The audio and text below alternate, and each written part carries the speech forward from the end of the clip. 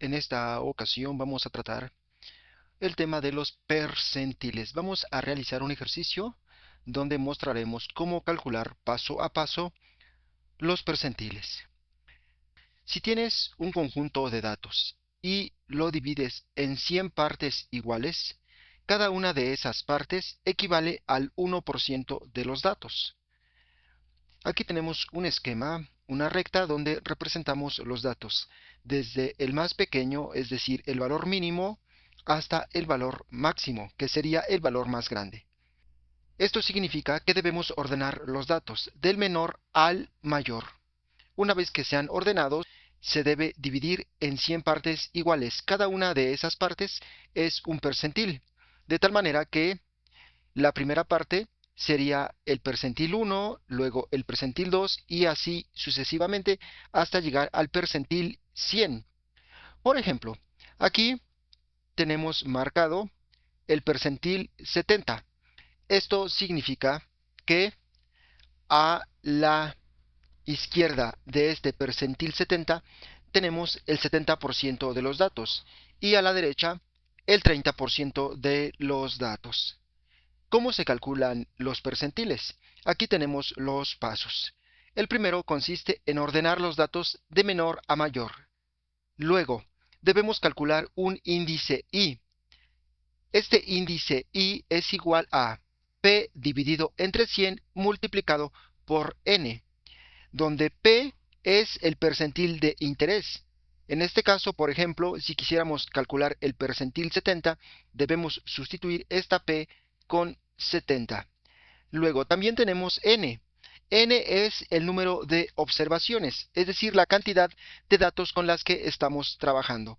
Si tenemos 50 datos, entonces esta N se sustituye con 50. De esta manera calculamos el índice. Ahora, es importante ver el resultado del índice. Si el índice es un número entero, entonces para hallar el percentil debemos promediar los valores en las posiciones I, E, I más 1.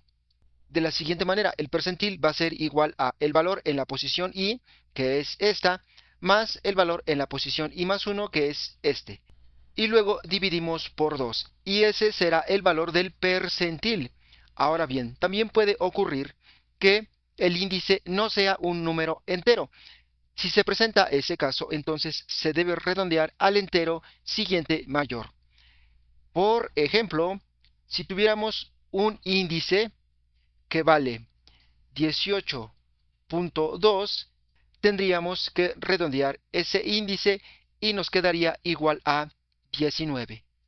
Otro ejemplo, supongamos que el índice obtenido ha sido 56.8.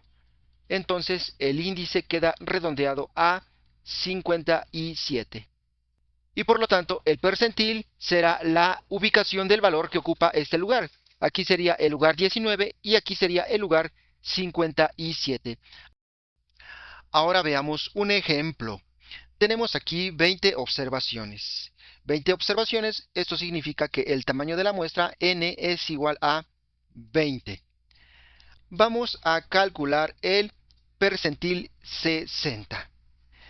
Estos mismos datos ya los tenemos aquí ordenados, desde el 1 hasta el 20. El valor menor es 100, luego sigue 105 y así sucesivamente hasta el valor máximo, que es 360. Ahora vamos a calcular el índice. Como ya dijimos, es P sobre 100 multiplicado por N. Entonces, P en este caso es el percentil 60, sustituimos P con 60. Dividimos entre 100 y multiplicamos por N. N, que en este caso es 20. Entonces aquí multiplicamos por 20. Estas operaciones nos dan igual a 12. 12 es el índice. El índice es un número entero. Entonces, cuando es un número entero, se debe obtener el promedio de los valores que se encuentran en las posiciones I e I más 1. ¿Cuál es I?